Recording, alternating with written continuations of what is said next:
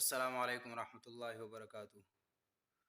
ملګرو، نن د باندې د یو وړې کاکای ماشوم ویډیو ګورم او ډیره دردناکه ویډیو ده. یقیني چې کم مسلمان په زړه کې لږ معمولي هم د الله جل شانه نه ویره وي، نو هغه زړه ته به په دې باندې درد میلاویږي په دې ویډیو باندې. تاسو د دې ماشومې دا خبره واورئ. زه تاسو ته به یو دوه درې خبرې کوم. اختر له چا جامې اخیستې؟ د راشه بچې تاسو نه اخیستې؟ راشه. ولې تاسو کله اخلئ؟ زما مور وویل چې هلک راله سرسایه راکړي بېبې درله والم.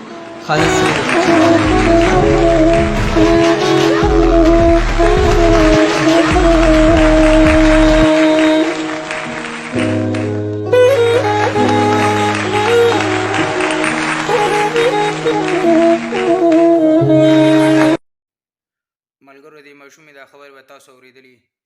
اوس زه خپلو پښتنو وروڼو ته او مسلمانانو ته یو خواست کوم چې د رمضان المبارک میاشت تاسو به خپلو بچو له، خپلو ورورونو له، خپلو خوریینو له، خپلو خپلوانو له د اختر هغه کپړې، پیزار وغیره اخیستي، خو خپل چم ګاونډ کې د یتیمانانو ډېر خیال وساتئ. ګورئ، او بیا خصوصا د کونډو رنډو، د یتیمانانو، د مسکینانو، د غریبانو ډېر خیال وساتئ چې ستاسو بچو د اختر پر نوي کپړې اچولي، د یتیمانانو غریبانو کپړې نه وي.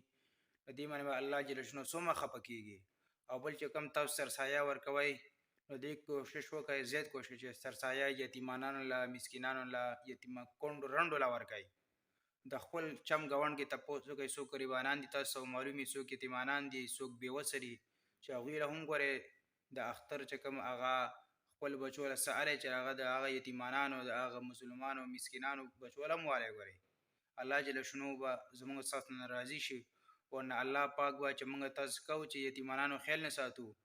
ملګرو، حدیث مبارک کې راځي، نبي صلی الله علیه وسلم فرمایي، مفهوم د حدیث مبارک دا چې چا د یتیم په سر باندې لاس راکاږه او چا لاندې څومره یخترې د یتیم د سر راړل، دومره نیکۍ به الله پاک دله ورکوي. دومره لوی اجر دی. بیا رمضان مبارک کې بیا ډېر لوی اجر دی. نو د یتیمانانو په خپل چم ګاونډ کې د یتیمانانو د کونډو رنډو زیات خیال وساتئ.